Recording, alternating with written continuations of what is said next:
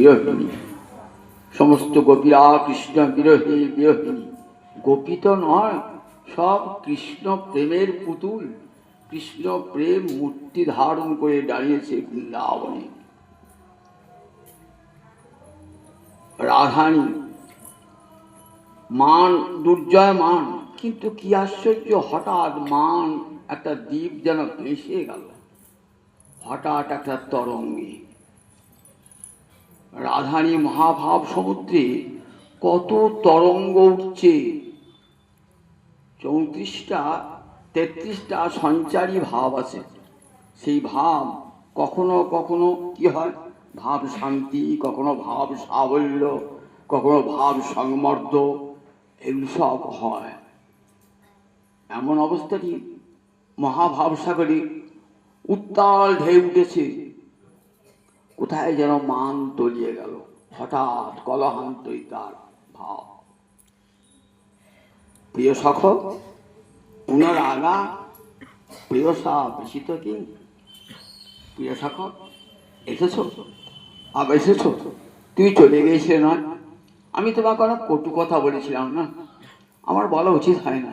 মাননীয় অসি মেয়ে অঙ্গ, তুমি তো আমার প্রভুর প্রেরিত দূত, তাই আমার মাননীয়। কিন্তু তোমাকে শোনো, আমাকে ক্ষমা করে দিও।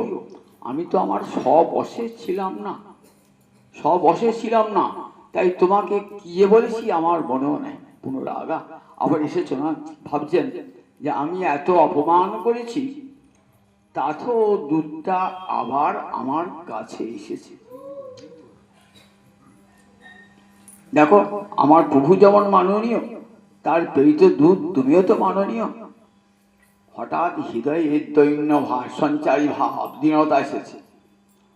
33টা সঞ্চারী ভাব আছে, তার মধ্যে দীনটা একটা, অন্তরে দীনতা এসেছে যে আমি ভুল কাজ করেছি। আমি মানের বসে দুধকে এমন করে ফিরিয়ে দিয়েছি। দেখছেন কিছুক্ষণ বাদেই ভ্রমরটা যেন গুঞ্জার করছে। ভ্রমরটা কিছু আছেন, রাধে একটা মনে ভাবনা, ভ্রমরটাকে দেখতে পাচ্ছিলেন না। কিছুক্ষণ পরে যখন সম্বিত হয়েছে, পুনরাগা আবার এসো না, প্রিয় সা প্রেষিত কি, আবার তোমাকে আমার প্রিয়তম তোমাকে পাঠিয়ে দিয়েছেন না। মাননীয়, তুমি আমার মাননীয়, হে দূত তুমি আমার মাননীয়। বলো কি অনুরোধে, বলো তোমার কি অনুরোধ আছে। তুমি কিছু বলবার জন্য এসেছো তো, তোমার কি তোমার কি বলবার আছে বলো। রাধায় তখন মনের বিকারটা কেমন দেখুন।